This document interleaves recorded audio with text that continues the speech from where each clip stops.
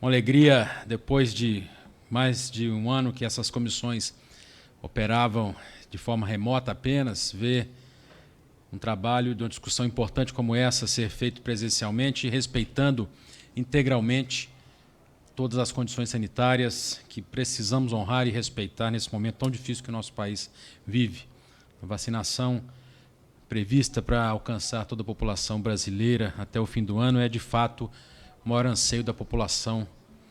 e de todos que contribuem para o crescimento do nosso país. Mas o tema é outro. O tema hoje que temos é, de verdade, um assunto que divide opiniões, mas que precisa ter uma atenção muito especial. Inclusive, fico um pouco preocupado que uma audiência pública que estava prevista para acontecer hoje, que trataria dos efeitos do PERSE e dos vetos daquele tema, foi substituída por essa audiência pública, mas dada a situação em que enfrentamos nesse momento, a importância desse tema, não há qualquer prejuízo para aquela discussão, sendo que aqui hoje as falas e discussões feitas são da maior importância para a continuidade da integração do nosso país, no momento em que vemos a reforma tributária mais distante da nossa realidade. E é nesse sentido, presidente, que eu queria comentar, parabenizar aqui todos que se apresentaram, todos que fizeram aqui manifestações muito contundentes, recheadas de informações importantes, com muita qualificação, mas dizer que esta prorrogação, ela, caso não aconteça, é uma mudança do jogo, mudança das regras do jogo com o jogo andando, lamentavelmente. Olhar do ponto de vista de um mineiro, eu poderia dizer que é prejudicial ao nosso Estado a prorrogação. De fato é. Está aqui o nosso secretário adjunto de Fazenda, Luiz Cláudio Gomes, a quem eu quero cumprimentar nessa manhã, e sei que, na opinião dele, certamente, a posição é nesse sentido, de entender o prejuízo para o governo do Estado, um Estado que hoje ainda parcela seus salários, um Estado que ainda paga uma conta pesada de um confisco de recursos dos municípios mineiros, estão pagando em 30 meses um valor atrasado aí bilionário, um valor de 7 bilhões de reais ainda resta de transferências na saúde que o governo do Estado não conseguiu honrar desde o ano de 2017, mas esse Estado, de fato, fica prejudicado com a prorrogação desse benefício. Ainda assim, presidente, eu não posso olhar apenas com o chapéu de um mineiro que fala aqui nesta manhã, nesta audiência. Tem que olhar com o pensamento de quem está preocupado com a integração dos estados, o pensamento de quem quer ver uma reforma tributária avançar nesse país, mas também de quem quer ver os empregos serem preservados. O que nos alivia ao discutir o PLP 5 do deputado Efraim Moraes é o fato de que o Estado de Minas Gerais teve uma arrecadação 22% maior de ICMS entre o período de janeiro a abril de 2021, quando comparado com janeiro a abril de 2020. É lógico, e hoje o jornal coloca isso como uma grande vantagem, é lógico que no momento em que o país parou, que o mundo parou em 2020, há de se comparar com o ano de 2021 mais ativo, com as restrições de movimentação quase que começando a se eliminar no país, que haja uma movimentação maior e, portanto, um consumo maior. Então, não há que se comparar com 2020 esse movimento, e essa taxa de 22% acima, é lógico, ela leva em consideração o conservadorismo da elaboração do orçamento do governo do Estado no ano passado para esse ano, mas deveria, de fato, ser comparado apenas com o ano de 2019, para efeito, de fato, de análise. Mas 30% dessa arrecadação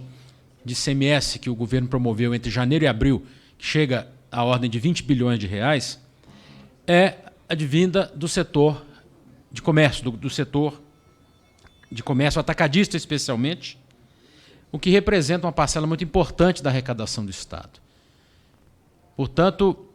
é com uma mente dividida que falaríamos aqui hoje, no sentido que se a prorrogação não acontecesse, estaríamos hoje com uma parcela muito maior do ICMS do Estado de Minas Gerais sobre o global arrecadado, apenas advindo do setor de comércio atacadista. Mas é lógico que sabemos também o efeito bitributário que tem o fim dessa prorrogação, o que causa maior impacto nos preços finais ao consumidor, ainda que o equilíbrio exista no final do dia com as compensações. Mas, de qualquer forma, quero ressaltar, senhor presidente, que numa defesa de Estado, numa defesa nacional, preservando negócios que já estão funcionando há muito tempo, considerando essas regras do jogo, nós precisamos de verdade respeitar essa prorrogação e apoiar o texto relatado pelo ilustre deputado da Vitória, sabendo que o meu Estado ainda assim pode sofrer um pouco mais por conta disso. Mas é de verdade uma confiança de que nós encontraremos o caminho de estruturar nesta Casa e no Senado Federal também uma reforma tributária decente, uma reforma tributária integradora que promova a anulação da necessidade de prorrogações como essa, pois a partir da construção, da unificação de tributos hoje sobre o consumo, como o ICMS, o IPI, o PIS, o COFINS e o ISS, criando o CBS na forma da PEC 45, é que nós encontraremos de verdade um sistema equilibrado nacional que desestimulará a criação de compensações e benefícios fiscais como esses hoje que estão propostos no PLP 5. Mas quero parabenizar a discussão, quero contribuir um pouco mais para ela, dizendo que, sim, as colocações a respeito do alto custo de obrigações acessórias para arrecadação de impostos é também danosa, mas não necessariamente vinculadas ao texto. O texto vai apenas reduzir um pouco mais dessa obrigação no que tange ao ICMS. A verdadeira redução de obrigações acessórias virá com a reforma tributária. E sei que, ao defender aqui a prorrogação desses benefícios, estamos defendendo são os empregos, estamos defendendo a redução da carga tributária para o contribuinte brasileiro, que no final do dia que paga hoje mais de 34% de carga tributária global sobre a produção brasileira, precisa de um alento, precisa de uma condição adequada para retomar o crescimento da economia. E se não fosse assim, o próprio Congresso Nacional não estaria retomando a discussão de um programa de parcelamento, como está hoje no plenário do Senado Federal, de autoria do senador Rodrigo Pacheco, nosso presidente da Casa, um grande mineiro, que propõe a reabertura do Refis, do PERT, de 2017, relatado por este deputado, relatado por mim, e a simplicidade do texto, que apenas propõe a reabertura para adesão ao PERT de 2017, mostra a necessidade de tomadas de decisão imediatas por parte do governo federal no que tange a promoção de maior arrecadação, mas também uma condição de recuperação de tributos por parte dos consumidores, dos contribuintes.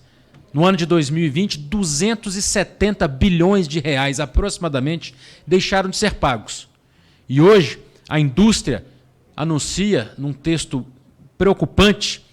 que mais de 5 trilhões de reais estão em discussões administrativas e judiciais por conta da dificuldade de identificação e entendimento das milhares de resoluções e normativas legais no que tange ao direito tributário no país e que precisam de um fim, precisam de uma regulação, de uma simplificação. A prorrogação hoje promove essa simplificação, promove redução de impostos para o contribuinte, promove geração de empregos. Ainda que o nosso Estado de Minas Gerais não seja plenamente beneficiado, o país inteiro, como um todo, é beneficiado. E, com isso, certamente, Minas Gerais também se incluirá nesse processo. Portanto, parabéns pela discussão e queremos somar aqui o apoio ao texto do PLP 5 de 2021. Muito bem. Dando continuidade, nós vamos dar a palavra ao deputado Cristino Áureo. Bom dia, presidente Júlio. Bom dia aí